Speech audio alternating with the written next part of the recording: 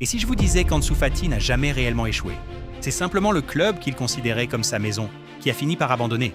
Parce que ce n'est pas un transfert comme les autres. C'était le gamin censé porter le Barça. Le gamin qui a explosé à seulement 16 ans. Le joueur à qui l'on a confié le numéro 10 de Lionel Messi. Il était le visage de l'ère post-Messi.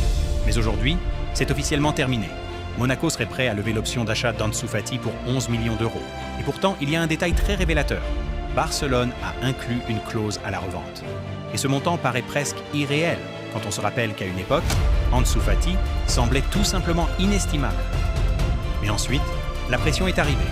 Les attentes aussi, puis les blessures. Et soudainement, le même club qui lui disait « Tu es l'avenir du Barça » a commencé à le traiter comme un problème. D'abord un prêt à Brighton, puis un autre à Monaco, et maintenant un départ définitif. Et voilà ce que beaucoup de gens ne voient pas. Ansu Fati revit, la confiance est revenue, l'aura aussi, et les buts recommencent à s'enchaîner. Alors forcément, une question commence à se poser. Et s'il avait simplement eu besoin de plus de temps, plus de minutes, plus de confiance? Mais au fond, cette clause à la revente raconte toute l'histoire. Parce que Barcelone le vend, mais le club a encore peur. Peur que le joueur sur lequel il a abandonné devienne finalement le joueur qu'il avait promis au monde.